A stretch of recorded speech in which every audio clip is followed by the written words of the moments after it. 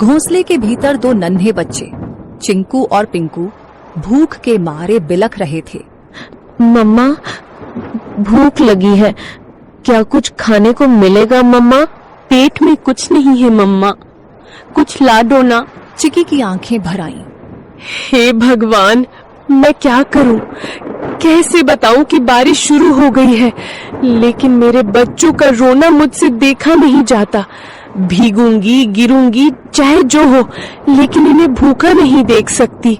रुको मेरे लाल, मम्मा कुछ ले आएगी, चाहे जान ही क्यों ना चली जाए। परंतु एक बात याद रखना, जब तक मैं नहीं आऊं, घोंसले में से बाहर भी मत देखना और बाहर भी मत निकलना, समझ गए ना? अब इन दो बच्चों की माँ घर पर नहीं थी और बच्चे घोंसले में अकेले थे।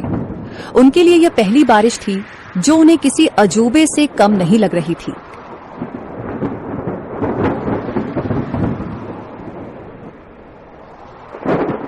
चिंकू बार बार गर्दन बाहर निकालकर देख रहा था। अरे ओ पिंकू, सुन रे, ये क्या चीज ऊपर से टपक टपक गिर रही है? कोई रो रहा है क्या? पिंकू घोंसले के कोने में दुबक कर बैठा था। अबे मूर्ख, रोने की आवाज नहीं है ये, बारिश है बारिश, आसमान बरस रहा है।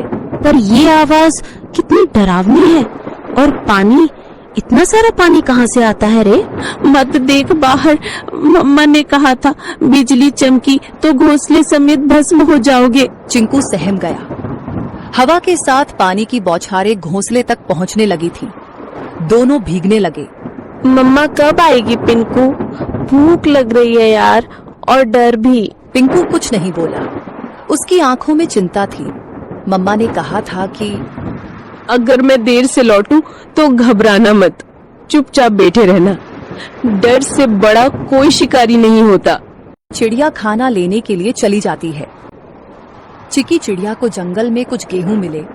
उसने वो गेहूं को अपनी पतली टांगों से पकड़ा और तेज बारिश में फिर से बच्चों के पास लौटने की ठान ली। बारिश और हवा में अपना जोर दिखाना शुरू कर दिया था। उसे ना चाहते हुए भी एक पेड़ की डाल पर बैठना पड़ा। हे राम, बच्चे अकेले हैं, घोंसला खुला है और ये बारिश बढ़ती ही जा रही है। यदि बारिश थोड़ी सी भी कम हो तो मैं सीधी दौड़ती हुई उड़कर अपने बच्चों के पास पहुंच जाऊंगी। तभी बगल की डाली पर टोनी तोता फुर्र से आकर बैठा। अरे टुनी बहन, तू यहाँ क्या कर रही है इस तूफानी बारिश में? तुम्हें होश भी है कि बच्चे अकेले हैं? टोनी भाई, क्या करूं, उड़ नहीं पा रही, पंख गीले हो गए हैं। बहन, कल की बात बताऊं, मैं कबूतर बहन के घोंसले के पास से जा रहा था। क्या हुआ वहाँ? बहन, एक सांप आया था, बहुत लंबा और काला, चुपचाप डालियों के पीछे पीछे सरकता हुआ सीधा घोंसले तक पहुंच गया। फिर किसी ने देखा नहीं? मैंने देखा, मैं ऊपर ही उड़ रहा था। जब देखा कि सांप कबूतर के बच्चों के ऊपर झपटा, मैं चीखा जोर से, सांप सांप। सब पक्षी इकट्ठा हो गए, लेकिन तब तक बहुत देर हो चुकी थी। वो दो बच्चों को निगल गया बहन। चिकी सन्न रह गई। टोनी का चेहरा भावुक हो उठा।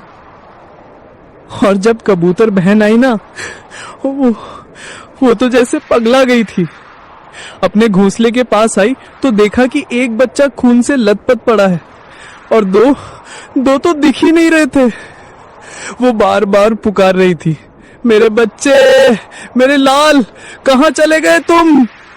उसके आंसू रुक ही नहीं रहे थे। अपने बचे हुए एक बच्चे को उसने पंखों में दबा लिया और फिर चुपचाप बैठ गई, जैसे दुनिया ही खत्म हो गई हो उसकी। मैं बता नहीं सकता कितना दर्द था उस माँ की आंखों में। टुनी की आंखें भर आईं। टोनी बोला, तू समझ रही है ना बहन, ये बारिश सिर्फ पानी नहीं लाती, भूख से तड़पते शिकारी भी लाती है। जल्दी निकल, पेड़ों की आड़ लेकर जा, मत रुक अब। चिकी चिड़िया उड़ती है और अपने घर की ओर जाती है।